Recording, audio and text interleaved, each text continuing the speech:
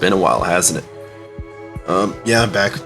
In the Castle Crashers video, I explained how I mostly took a break just to play more games. I've been playing a lot of Terraria Calamity mod, because that's on 1.4. I've been playing Castle Crashers like the video suggests. I've been playing some Left 4 Dead with some friends. I'm dead already. This is a good start. Yeah, I've mostly just been doing my own thing. And yeah, I'm back. I want to make more videos again. As the Castle Crashers video showed, I want to maybe branch off into more edited stuff. But I'll consider that. I would like to get a better PC before I do that, because a shortcut on my laptop isn't that good. When it came to editing the Castle Crashers video, what I did was I separated the entire video into 5 sections. There's the intro, there's the first part with the main wedding, there's the second part which was chasing down the Cyclops, and the third part which was encountering the Cyclops, first going through the cave, and then there was the conclusion part. And I edited all of those separately, and then I put them together and then added the background music. Go Huff, that's a very nice item to get. Yeah, I want to try to get back into the swing of things when it comes to recording videos, because I do enjoy it. It's just that I didn't really know when I wanted to come back to it. I also need to get a job. But considering I'm not doing edited content, this should be easy enough to not only play the game and record it easily, but also be able to have a job in the background. Or when I'm not recording. Yeah, it's pretty good to be back. There are the Left 4 Dead 2 clips, just mainly post something. Also, one of my friends, I'll link his channel. His channel is actually on my YouTube page, but I'll probably link his channel in the description of this video. His name is Who's Andres. He's one of my good friends. I've known it since elementary school. He uploaded a video where we played The Hood on Roblox. It was really fun. It was me and a bunch of other friends. We were just screwing around. My microphone quality was really bad because when I tried using Discord on my laptop, the audio that came back to me was just all distorted, and I couldn't understand a single word that was being said. So what I did was I used my phone, and I have my earbuds in, and they have a terrible microphone, so my audio quality was terrible, and it pops in later, but it just adds to the experience, to be honest. Anyway, I'll link his channel in the description if you want to go see what he's got. He has pretty good editing.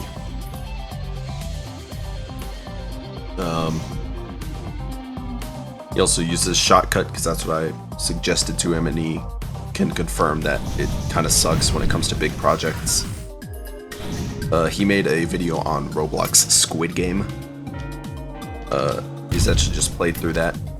The first video he barely had any editing in, so he re-edited it, and just the first part alone, I'm pretty sure he told me that just the first part alone was enough for the Shotcut to say, okay, I'm done, and he had to like separate those. But that's pretty much when I came up with the idea to separate my Castle Crashers video into multiple segments, because recording them all at once not only will cause a lot of lag, but might even break things. In my first aid kit video with my cat, when it came to just adding the keyframes, each individual keyframe just caused the program to lag even more. That's why the first aid kit just kind of spazzes around, because I couldn't keep it in one consistent spot because of how laggy the program was, but it's not all that bad. And I've seen like Mario in a top hat videos where he's also got stuff floating on top of something, and it kind of moves around a little bit, but this first aid kit that I tried to edit shook around a lot just because of the lag, and I couldn't really find one consistent spot to keep it. Anyway,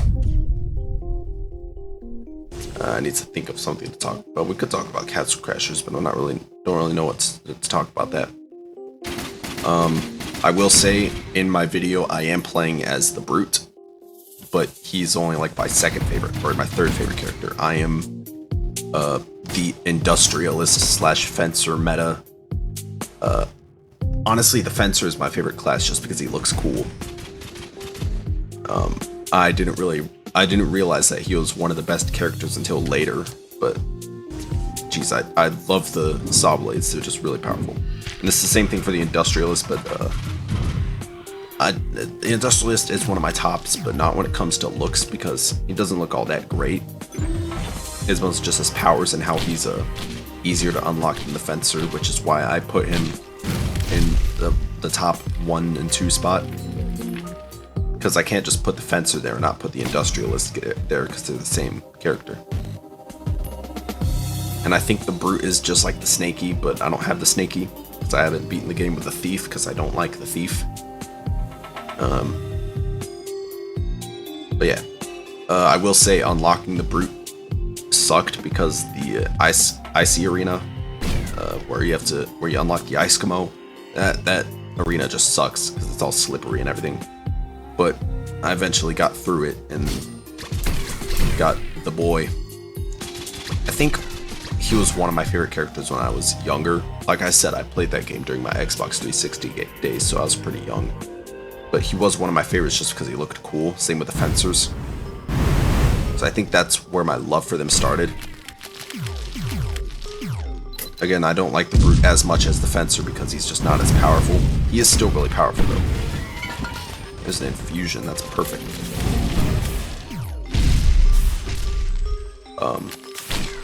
Like he does have some boss killing, but it's just not as powerful as the saw blades. Of course, there's the Red Knight. The Red Knight was the first character that I played as. I remember when I was younger and trying this, with the demo, I didn't know how the splash attack worked, because all the other splash attacks just hit Y once and it goes, but with the Red Knight you have to hold Y. It's a bit awkward, but eventually I got it. I think my first completion, this was on the Xbox 360, but my first completion I think was as the Blue Knight. And one thing I would like to point out, my sister originally played this game with one of her friends, and they came up with this combo, or they quote-unquote came up with this combo, even though it's probably an intentional combo, but it's like one person, if you're playing the Green Knight, you poison an enemy, and then if you're playing the Blue Knight, you freeze them, so it's like a green ice poison freeze effect. And that's what they would do when they played the game. So when it came to me and my sister playing the game, every time I accidentally froze one of her poisoned enemies, she would get mad at me for stealing the combo. Yeah, that's kind of stupid. I will say, the music that plays during Flowery Fields, Wedding Crash, Industrial Castle, Full Moon, that music is great. Like, I think I like it more than the Necromancer theme, mostly because just Necromancer is supposed to be badass. It's supposed to be a cool song that you hear during the fight. But Dark Skies, that's what it's called. The Full Moon music. That one is just, it just goes hard. And it flows through the entire level rather than just one boss, and it fits multiple levels, which is why I like it a bit more.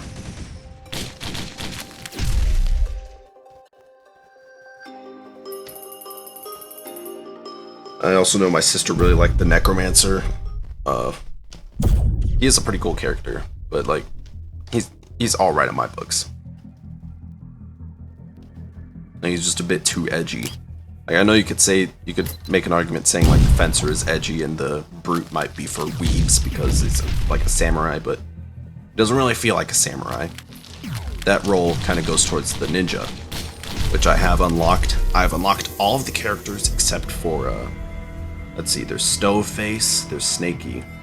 The game is frozen. There we go. There's Stoveface, there's the Snaky. There's the cultist. I might have to look up like a character chart to understand who I'm missing. I don't like the situation I'm in. Now we're good. Mines. Ah! There we go. Yeah, I'm not missing too many of the characters. I do find it funny how you unlock the cultist during the ice castle on insane mode, but you only unlock the necromancer on the industrial castle on insane mode. Like you fight cultists before you actually fight the necromancer, but you do encounter the necromancer first. But I'm guessing that was their logic, but I would say the boss enemy does kind of make more sense as the later unlock. Not that he is that too special, though. Like, you can't bring back the dead. You can shoot a skeleton and summon some hands from the ground, but he can't bring back dead brutes who have, like, 10 times the speed to screw you over. Unfortunately, but, I mean, it's just for balancing, really.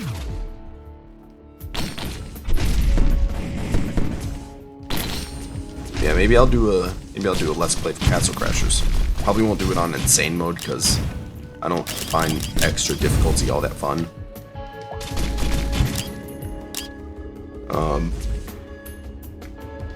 I'll probably use like the fencer or something because I want to use a character that I really like.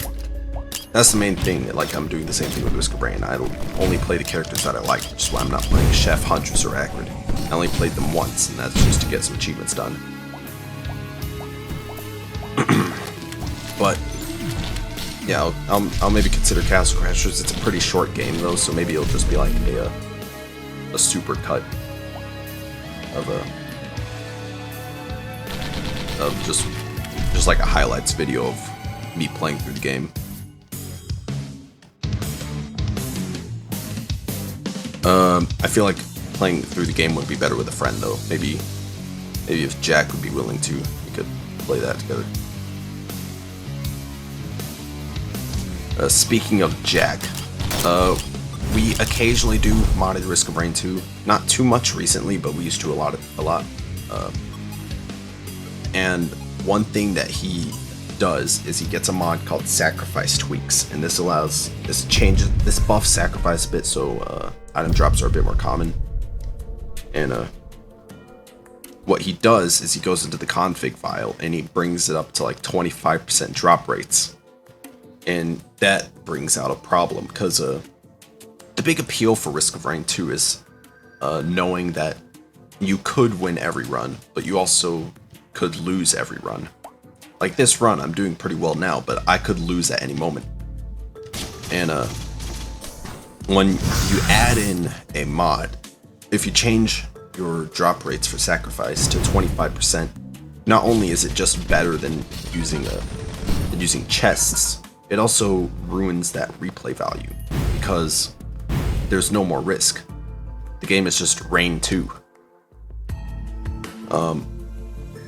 When you have the risk of losing everything, that means there's excitement of either you're in a really bad run and then you suddenly get something, or you suddenly survive a stage and you make it to the end. That's a nice feeling. I enjoy the feeling of being completely underpowered in a situation and then coming out on top. And then especially if you like take a mountain shrine for some reason and you end up getting a really good item that carries you through the next stage and then your run is saved. Or there's the moments when you're on a really good run and then you die because you were being a bit too cocky or you weren't paying attention or something is just stronger than you. There's also the feeling of just losing a run. Because like, then you just get an opportunity to start over. But when you add 25% sacrifice drop rates, that ruins the risk because you're just getting items left, right, and center. And Another thing he does is he adds an artifact called Artifact of Tossing, which just allows you to instantly scrap and drop items on the fly so you can share them with your teammates or just scrap them into better items, which is another problem. He doesn't play with Commando, but I mean, is there really a difference? 25% drop rates means you're probably going to get every item in the game within the first 2 minutes. So, again, what's going is the risk of the game. There's no more risk in Risk of Rain if you have 25% sacrifice drop rates, meaning there's no more replay value. And he also talks about how the game just gets boring. That's because you don't have any risk in the game. What makes the game fun, like I said, is the risk of losing it all, but then also the ability to triumph when you're in a bad situation, and the ability to just die instantly if you're in a really good situation. Again, if you're getting items all the time, you can immediately rush to the teleporter, and all of the spawns that are coming in during the teleporter event will be plenty of enemies to carry you to the next stage, maybe even the next like 3 stages. Yeah. What I do want to try to convince him is to use a different mod. This kind of buffs sacrifice drops, but like it's not a 25% chance. I don't know how much it is. It's a mod. It's red sacrifice. If anybody knows about this and actually watched the videos, comment down below how it actually works and how much it affects the game. But it aims to balance out sacrifice and make it a little bit easier to use on multiplayer, because that's the main problem. We play on multiplayer, we're not getting enough items to share between us. But again, that's another part of playing with sacrifice. If you're playing with chests, you can easily call out a chest. With sacrifice, there's a bit more danger of just stealing items, which Jack does a lot, even though there's 25% drop rates, and he'd have plenty of items. But he's just an item goblin, a loot goblin, and he wants every single item in the game. Again, this isn't slander for Jack. I mean, I'm not against him. I'm just trying to bring personal experience and then telling people why this game works. I guess that's the best way I could say it. Like, I do like the guy, he's fine. There's just a few problems. But I mean, everybody has problems. I'm pretty sure he could, if he was doing YouTube, he could definitely talk about some problems with me if he was doing this kind of similar style. I don't know what his style of videos is. I know he likes to do a bit of editing, and he was a bit animated when he was on YouTube. That was when he was younger, though, so I'm not sure what he does now. I think maybe he would want to do music. I don't know. He is a music guy.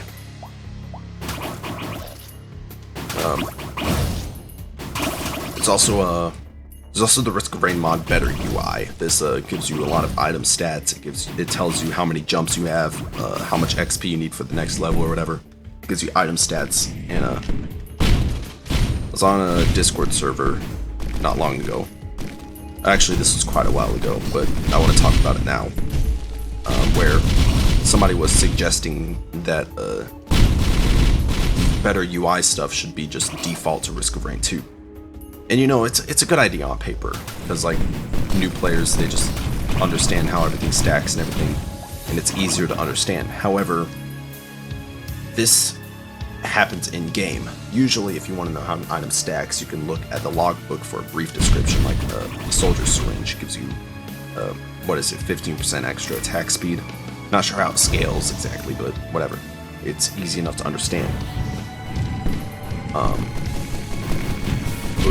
And when a new player looks at it for the first time, they might be a bit confused, but then they read it a bit more, they'll understand.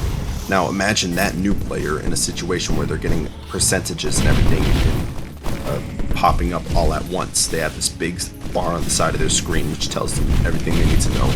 It's like that meme of every single game HUD mixed into one, where they won't know what they're doing. They're trying to figure out how to find the teleporter, how to use the attacks effectively, what enemies do what, while also seeing percentages and numbers when they pick up an item. And it just kind of ruins the flow. One of the big things that caught me when it came to Risk of Rain 2 was just the mystery of what's going on. Like, not the lore or anything, but it's just like, I'm picking up an item, what does it do? How does this affect me? And just that, it's not me seeing a percentage in being and kind of getting hooked that way. And that person did eventually realize that in the end, so that was pretty nice. But it's like, yeah, on paper, a lot of ideas seem really good. I have many. I think I could list a few ideas that I've had that seemed good on paper, but if you really thought about it, it really wouldn't work out. And this is really one of them, because better UI is definitely for the more experienced player who just who at least knows how the game works, but they just want to know how everything stacks properly, and they don't want to memorize things from Wikipedia. I think in my mod pack I have better UI. I think I have better UI listed in there, mostly for Jack and one of our other friends, Evan. I think he's been on a video before, so it's fine to say his name. And that's mostly just for them, because I think I have most of my better UI stats pretty low, because I don't really like it. And I know enough about the game to know how things stack properly. I've watched enough Wooly Gaming to know that this works this way, because he's the knowledge man of the game, pretty much. Like, he has plenty of guides on Risk of Rain 2 and how to get better at it and everything. So if I need to know how something works, I can probably just look at a guide that he has. Sorry if you hear my chair creaking a bit. I was looking over at my phone.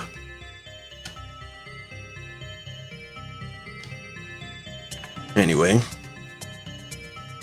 yeah, I do want to try to get back into the flow of content. I think I might try to go for edited stuff. I was considering maybe Cuphead, because the new DLC came out today at the time of recording. But I tried the first boss and I sucked at it, and I didn't really like it, so I might not do that. I'll probably get more highlights of my friends playing Left 4 Dead, because that's fun. My good friend made a cursed mod pack for it. I deleted most of the mods because I do like the vanilla experience when it comes to the game. But I kept one of the big ones, which is the Freebird tank, because it just adds a whole nother level of tension. Like, the tank music on its own is really good. You hear it, you know it's going to go down. Then you hear Freebird, and it kind of makes it feel a bit more fast-paced. And that video that I posted, the Freebird tank, that was like a big example of it, because it's like, at first we just hear some snarling. It's like, oh, that's probably a boomer. What Ian said, I think you hear a big smoke around. He has a mod that changes the boomer into big smoke. So he's like, okay, I think I hear a big smoke around. And I agree, because I thought it was also a boomer. But nope, it was just a tank behind one of the first doors of the mission. And the thing is, I've had that tank spawn happen once when I was playing on my own. And it's just the funniest, because you don't expect it at all. That's what I love about the game, because it's a lot like this game, where you don't know what's going to happen, or you have a general idea of what's going to happen, you just don't know when. Yeah, we did survive the tank. When I first encountered that spawn, what happened was he knocked me into the water, and I died instantly. Because I think I was trying to speed run, so I opened up one of the doors, and then I immediately opened up that door, and then got my shit smacked. Yeah, I'll probably resort back to mostly highlights, but I'll consider doing some other edited stuff, because I do like editing.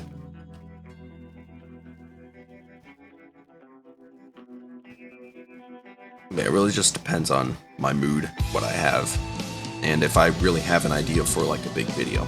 Like the Castle Crashers video wasn't really big, but it was definitely something where it's like, I need to edit this in order for it to be good.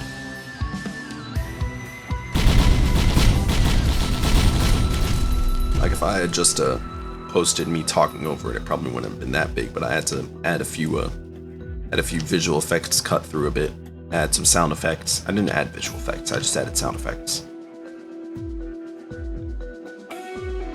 I will admit, I think the bat part in the beginning with the fart jokes is a bit too fast-paced, but we'll see. I did talk a lot. I recorded the gameplay, then I wrote a script, then I recorded my voiceover. So I couldn't, and I didn't want to go back and make more gameplay. So I simply stuck with what I had. Did I say stuck with what I had? Stuck with what I had. I'm confusing myself with my own English. I'm not very good at this. I think I mentioned this a while back in one of my other Risk of Rain videos, but I do want to get back into editing or videos because it also helps with my speech, because then I'm able to say what I want to say without stuttering too much and actually sound like I'm speaking English like a human. My friends already suspect I'm a robot. I don't need them to. I don't need to suspect them to suspect that I'm an alien too.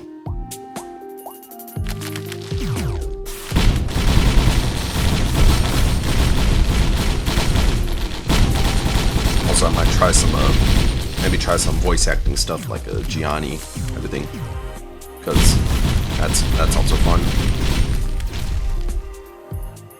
I do like voice acting. I can put on some voices, but I don't. It's not really professional level. Definitely not.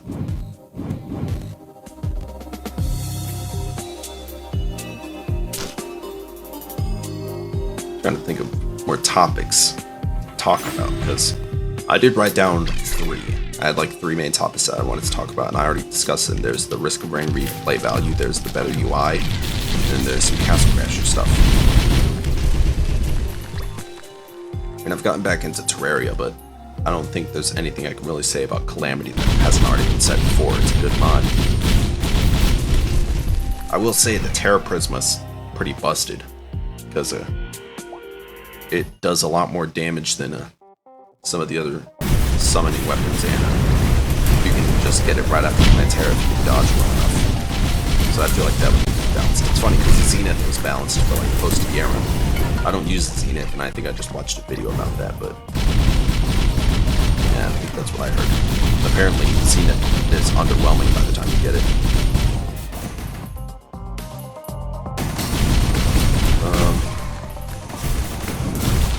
What other games were there? Oh, there's the new Payday 2 heist. I really like it. The go-karts immediately. Overkill found a way to make driving in their game fun. Driving kind of sucks. Just by adding a really fast vehicle. Still love how there's an achievement for getting 100 go-kart kills, or golf cart kills, because they knew people are going to be driving them around like that then. The marshals are a neat touch, but they're not anything too special. They kind of remind me of the Payday the Heist snipers, because with those guys, they didn't have a laser, you didn't know where they were, and the trails looked very similar. The problem is that the marshals are very inaccurate and they don't do as much damage, so they're not as threatening. I would like to see them a bit stronger, just so that they're a bit more of a threat. Right now, they're just kind of there. It most seems to be there for the achievement where you use the turrets. And the turrets are also really fun.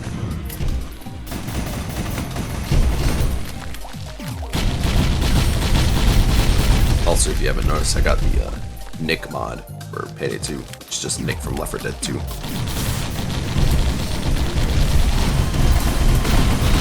It's a pretty nice mod. I do like it. And again, there are some voice lines that are kind of a bit. I feel like they were cut together, but again, it's limited on the game that it came from, so I can't really blame the mod creator. Like, I do really like it. It's also nice how he used some of the Witch voice lines for when he's calling out a guard, just when he tells you like lights off or back up when it comes to cameras. So that's nice.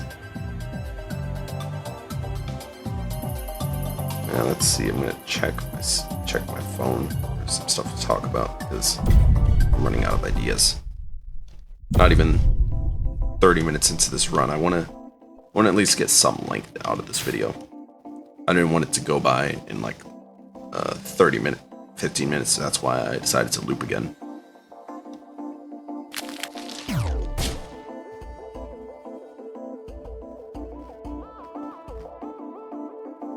I'm not really sure what to talk about.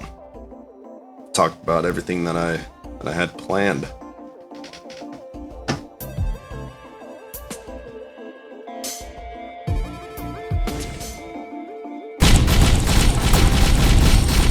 Yeah, I really can't think of anything. I guess I could try to talk about what's going on in Risk of Rain, but not really sure what there is, because I've talked about essentially everything about this game.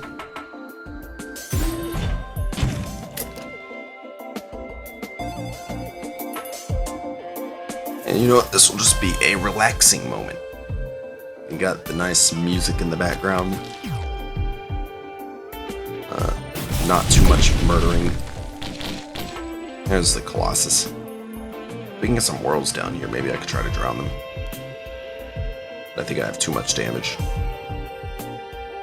That's the problem with this Drowning Worlds achievement, because like, you'll either have too much damage or you just won't get the stage. And by the time you do get the stage, you'll have too much damage, which just brings back to the first problem. Oh, there's scavengers.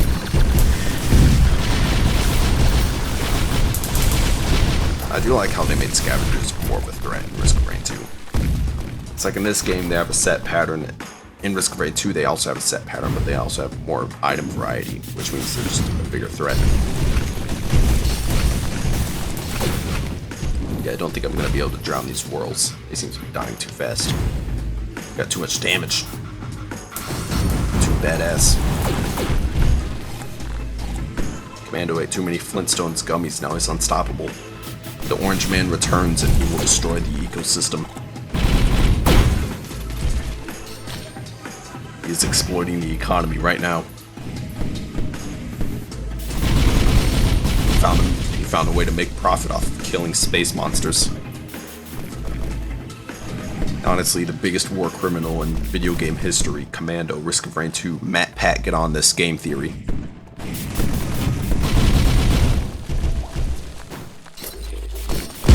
Not a war criminal, then make it a war criminal.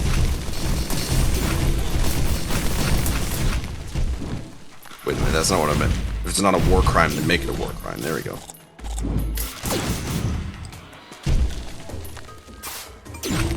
Another infusion. I was going for the rusty jetpack, but that was just a bit too late. Just like all of this.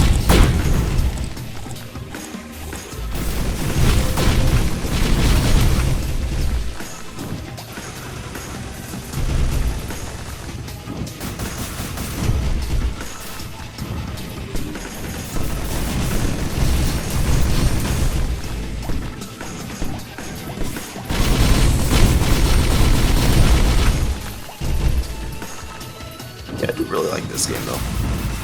I will say, like, I took a break, but it wasn't because I disliked the game, it's just that I wanted to play some more other games. And I was also playing games with my friends. It's funny because we had a really fun time playing Roblox, and like, you wouldn't expect us to really play Roblox, but you know, it just kind of happened.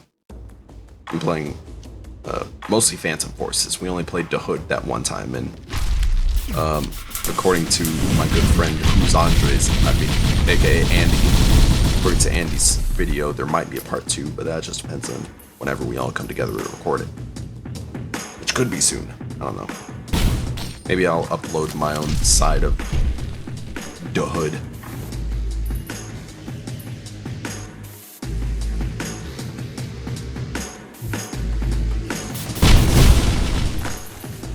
Yeah, we'll just have to see what happens. Yeah, I would recommend you check out Andy's channel. I'll leave it in the description. It's on the front page of my channel. It's a good friend.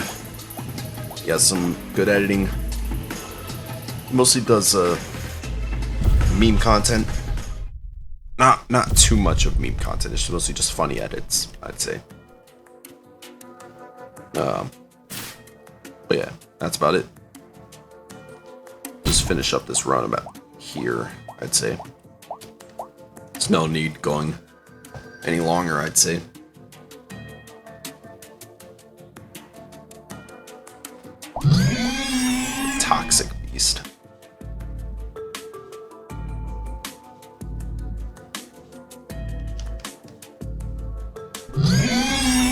Shut up. I do like how you could just farm the small pigs for infinite infusion. But that's lame. Let's just nuke her.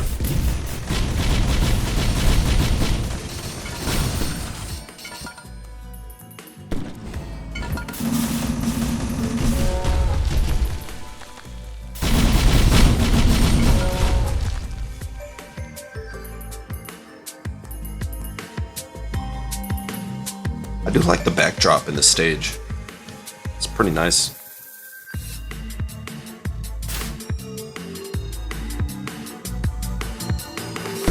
There's the teleporter.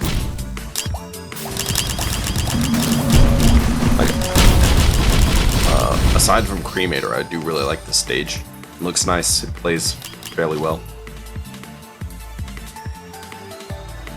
It does kind of suck how some of the later stages just got really small. Like Hive Cluster, there's almost nothing going on there. There's this one, it's a bit smaller. There's not too much happening, but there's just enough of it. Like the early stages, the Dried Lake, that one has some decent stuff going on. There's also there's the Desolate Forest. That's like one of the biggest maps, I think. Next to the Contact Light. Of course, the Contact Light has a lot of stuff because it's the finale. They're not going to half-ass that. Speaking of half-assing, console update. This message mostly goes out to, or this part mostly goes to the Instagram followers for the Risk of Rain 2 page, because apparently they don't know how to read any news about the game. If you go to like some of the comments on some of their most recent posts, especially when it comes to first, there's this one where they're showing off a cosplay of Void Fiend. Okay, that's pretty nice. And there are just some of the console assholes in the bottom. I think one of the comments was specifically, yeah, okay, cool, not really, but where's the console update? Like, apparently they don't know how to read any updates about the game, telling them that, hey, they pushed the console update to Q4 of this year so that they can iron out the bugs and make sure it's a quality product before they bring it out. Again, it does suck that the consoles are in this position, but they're thinking of the best solution to make sure the consoles have a good port. And another reason is so that they can, whenever they add more DLCs in the future, they can easily update them so they'll most likely come out close to the same time. That's the big reason they're doing this, and the big reason the console DLC is taking so long. Another thing is, like, at one point I'm pretty sure there was like a sale. I don't think it was a summer sale. I think it was a separate sale where they discounted the game and the DLC, and of course the good old console players. And it does suck because these guys are giving the console players a bad look, but good old console players are all like, okay, yeah, you add a sale for the PC version, but you don't have the console DLC. This game sucks. I'm deleting it and all that shit. Oh my god, can I talk? Serious question. How can you evenly compare changing the price of something and completely reworking the code to iron out bugs? I don't know about you, but I think changing the price of a product is easier than trying to fix a completely broken product. And this was another situation when they released the DLC on Epic Game Store, where they were console players, again, on the Instagram. This isn't directed towards the Reddit or the Discord users, because I don't use Reddit and I don't check the Discord. But when it came out on Epic, the console people on Instagram were also mad, because it's like, oh, the other PC port got out faster because PC isn't in the mess as console. And even before the DLC dropped, they mentioned that they were going to be delaying the Epic Games release just by a little bit. So they should have already known that the Epic Games DLC was going to be out before the console DLC. I do feel like I would be in a pretty negative situation if Risk of Rain 2 wasn't updating or adding a DLC and I was on console, but when it comes down to it, it makes sense why it's taking so long.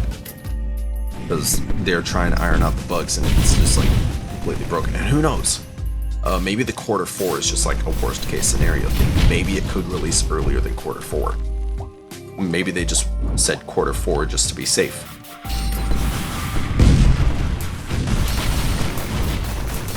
Yeah. I do feel sorry for the console people, not only because they have to wait so long, but also because there's these shitters on the Instagram page just being toxic. To be fair, they're all probably like 11 or something, so it's like me and my sister when Terraria on the Xbox 360 wasn't updating immediately as PC would update. But we weren't raging about it on the internet, we were just talking between ourselves. And it was like the same situation with Minecraft, but whatever.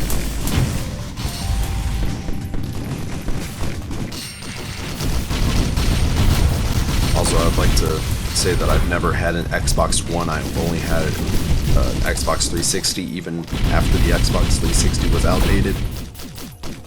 Now I have this laptop, which is now outdated. And I seriously need to get a new one, but that requires money.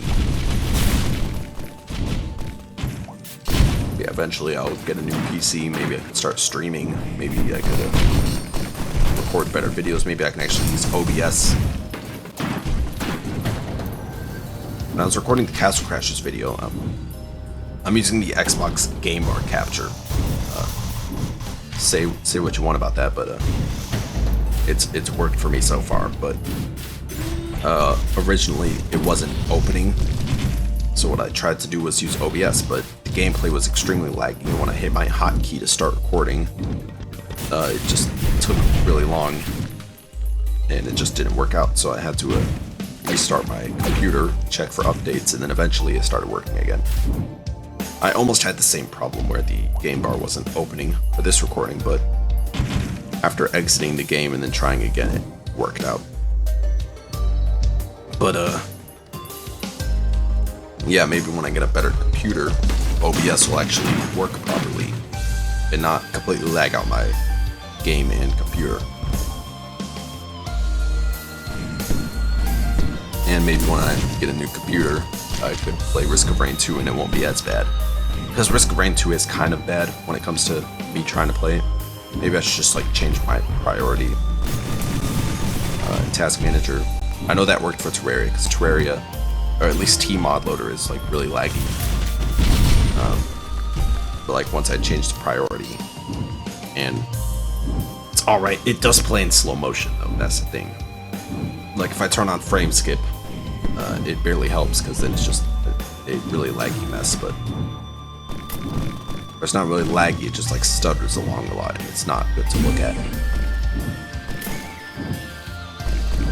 It's like hopefully things will get better when I get a better computer.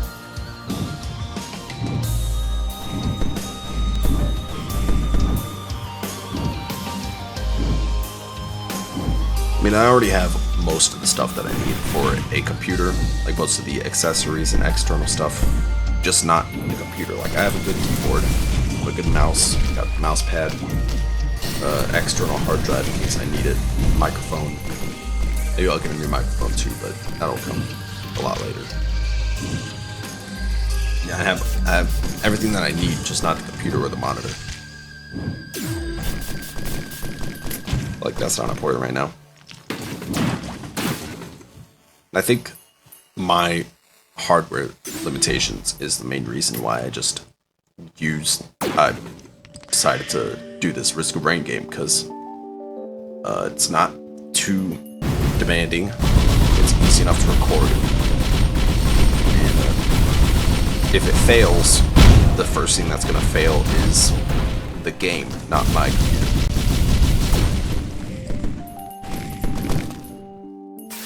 Like it was a good starting point. And then who knows, maybe I'll do Starstorm eventually. We'll see. I don't know where to use my key card. I'll probably just open up the storage room. More items is good.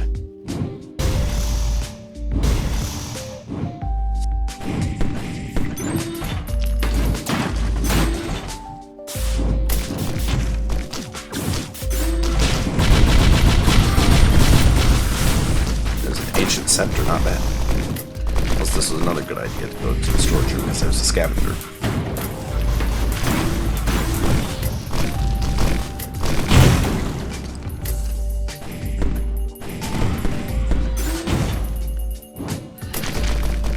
And it just has, it's really been a while since I touched this game. It is nice how my memory still works, and I know exactly what to do and everything. Ignore my first death. There's another key card. I'll open up the gun room. Ignore my first death easily to a Lemurian. That doesn't count.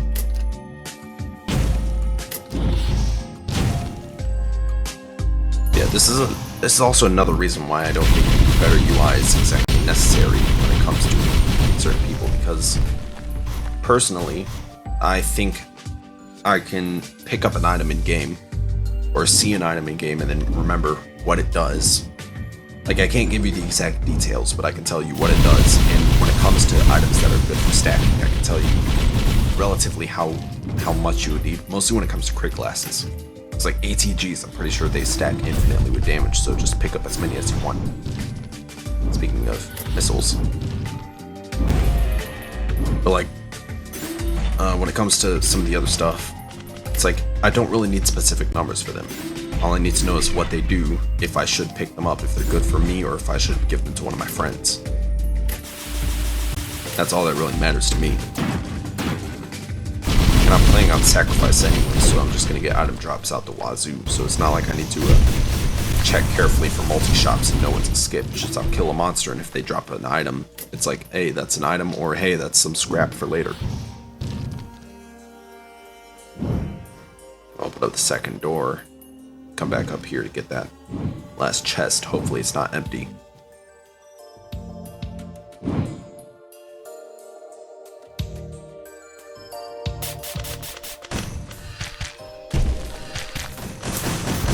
Yeah. It's like, better UI is definitely just, it's a person-to-person case. I only really keep it just so my friends don't complain about me not having it installed. That is if Jack decides to actually use a different mod pack that doesn't have 25% sacrifice drop rates for no reason, which just makes the gameplay extremely stale and boring.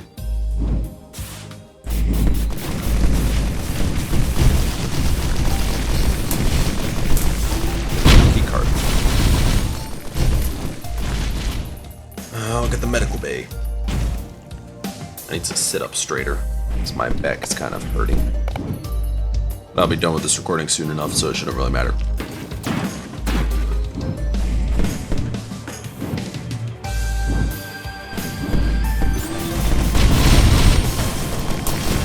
Plus, I remembered I have the imp, and he's not going to be able to help me out during the boss fight. He's stupid and doesn't know how to teleport inside. There's a leeching seed.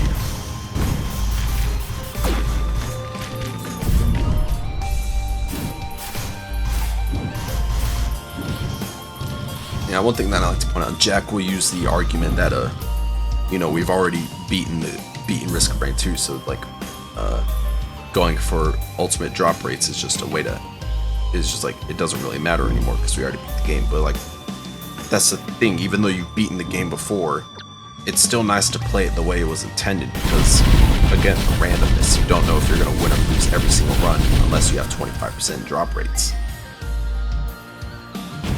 Like, when we have 25% sacrifice drop rates, we can pretty much guarantee a win.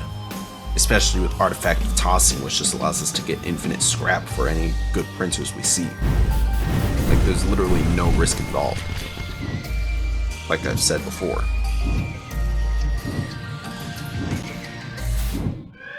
It's like, it's a pretty terrible argument.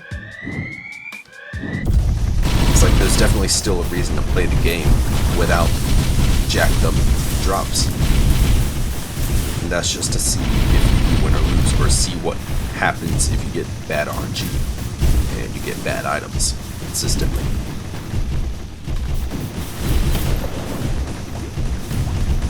I love the sound for that railgun, or the Gauss cannon.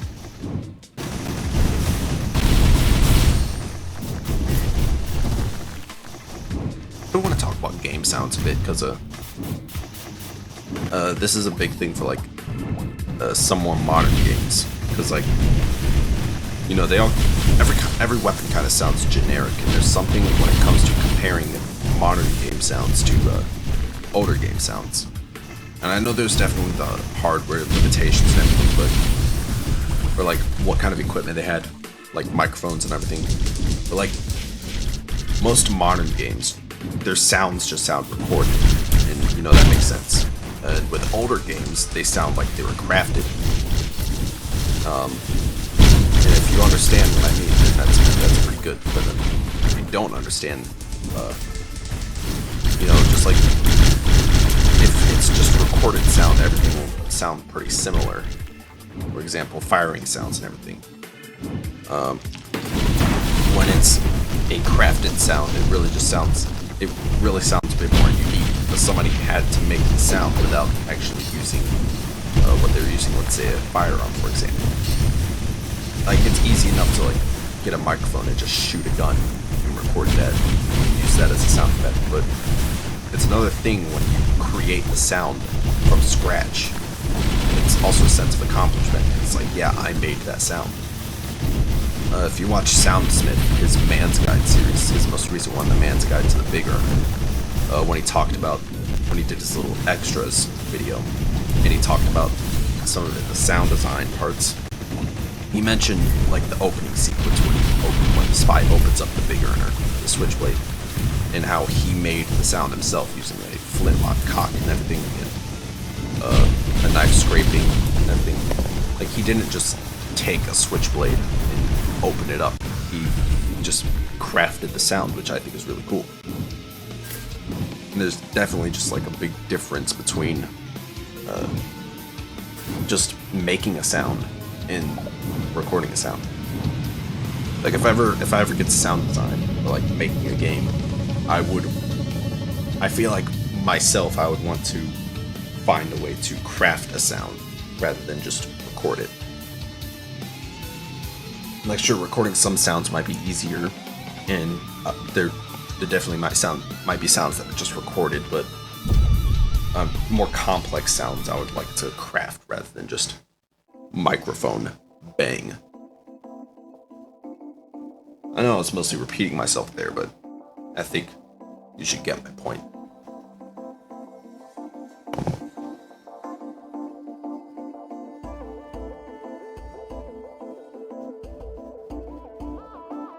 Anyway, that's how it is. We're back. Or I'm back. Who knows if I'll record another video anytime soon or not. We'll just have to see. Thank you for watching. I'll see you next time.